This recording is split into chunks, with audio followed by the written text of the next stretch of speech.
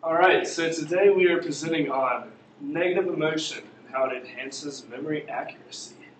It's behavioral and neuroimaging evidence, and the article was done by Elizabeth Kinzinger.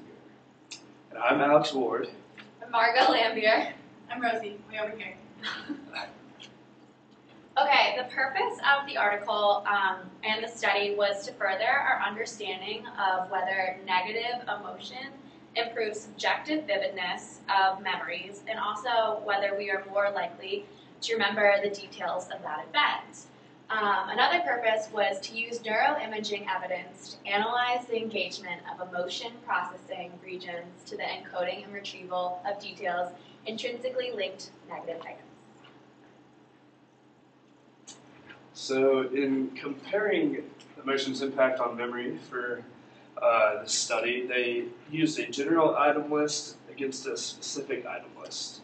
And so the participants were to indicate whether items were identical to items they had previously seen by labeling them as the same, similar, or unrelated to the study items. So for instance, up here there are examples of the studied items such as the skull, a cardinal on a twig, balloon, a tank, and a snake. And the tested items below, a tank, a snake, a balloon, and a cardinal, and a teapot. As you can see, the two tanks are similar, but they're not the same, while the cardinal and the snake are exactly the same in both images, and then the teapot is new. So they were tested on these to see whether they could remember the items in terms of their classification. This design was created and could separate a person's memory for a general type of item, same or similar rather than new, from their memory for the exact visual details of the item. The results showed that the subjects were better at recalling the exact details of the negative objects, so that would be something like a snake or a tank, as opposed to the neutral objects like a cardinal or a balloon. So Kinzinger also reviewed articles on negative emotion enhancing memory accuracy more than positive emotion. So whether an event is pleasurable or aversive is really important to the accuracy with which the memory is retrieved. It's found that negative emotion leads to fewer reconstructive memory errors because you remember the memory with a more analytical and detailed information processing. So for example, with the O.J. Simpson trial, if you were unhappy with the results, you're more likely to remember details of what happened like around that time more clearly. The second experiment they conducted was the effects of negative emotion on memory accuracy, and it was labeled as all in the details. So this one was a little bit similar to the previous study, but had a few differences. So the researchers asked the participants to view a set of scenes, some which had a negative object, like a snake, against a neutral background, like a river, and some of the objects were neutral, such as a monkey against a neutral background, which would be like a jungle or forest. So up here you can see the snake and the monkey, and although I don't feel like a snake is really that negative, they consider that to be a negative variable in the study. And the backgrounds were pretty neutral either way. And so the results of this were that the individuals remembered the elements that were centrally tied to the emotional item, such as the snake being negative, so they remembered things, aspects about the snake, such as it's green or it's coiled up or whatever, but didn't remember aspects of the peripheral environment, so they couldn't really describe much about the river or anything. While the neutral scene, the subjects were able to accurately describe the central item, so the monkey. They were easily able to describe the aspects of the monkey, and just as easily they could describe the environment, so the jungle and the aspects of that. Okay, so this slide goes over the limbic engagement corresponding with memory or detail. So activity in the amygdala and the orbitofrontal cortex correspond with accurate memory for negative items, but not with accurate memory for neutral items. But activity in the hippocampus corresponded to accurate memory for negative and neutral items. And then it also had a strong correlation with the amygdala and the processing of the negative items.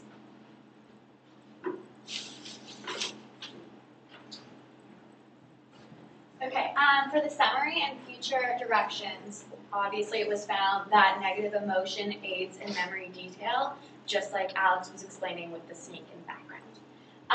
Kensinger also states in the end of the article that additional research is also needed to clarify why and under what circumstances negative information is remembered with more detail than positive information. And here are our 4 questions for this one article that we are going to ask the class. And after that, we were going to move on to our next article.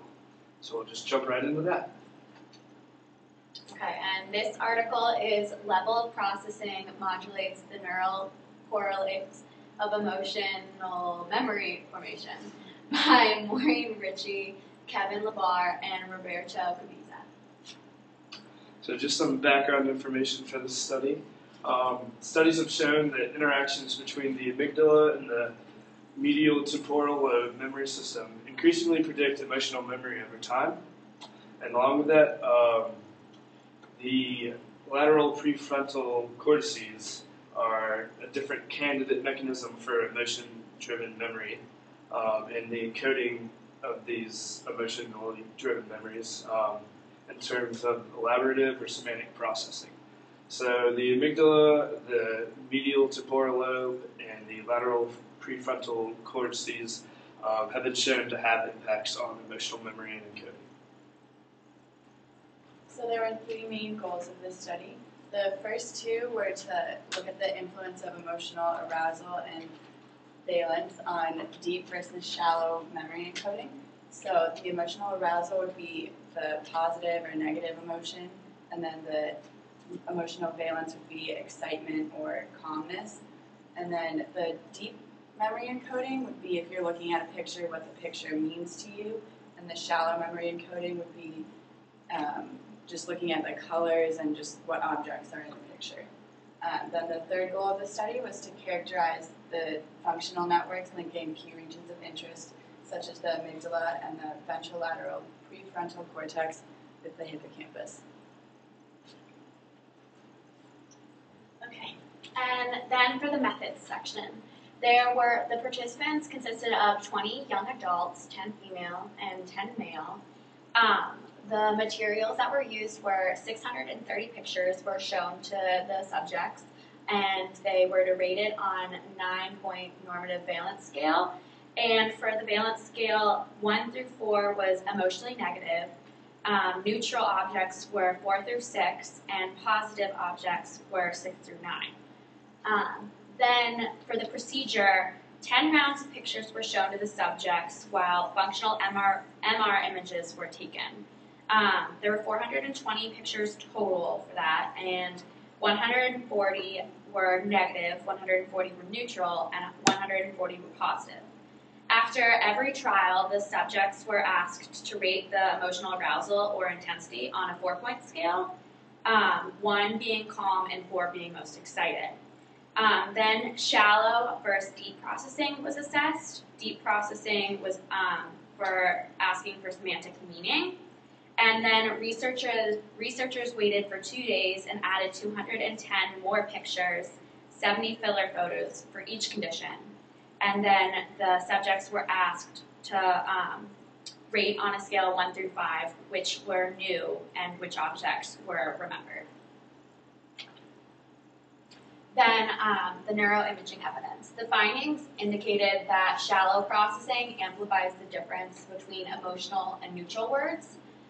The researchers also believe that this is due, 1, to automatic arousal mechanisms that distinguish emotional from neutral stimuli, and then 2, the relative benefits in elaborative processing for neutral stimuli in the deep condition.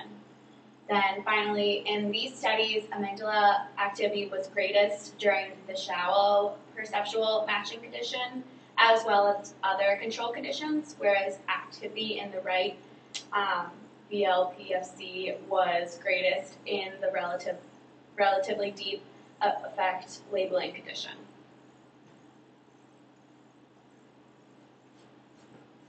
Okay, so these are the findings that link back to the 3 initial goals of the study. So the influence of emotional arousal on memory is based on the level of processing.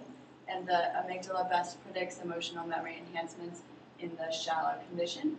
And then the interaction of valence with the level of processing affects memory-related activity in the caudate nucleus, but not in the prefrontal cortex.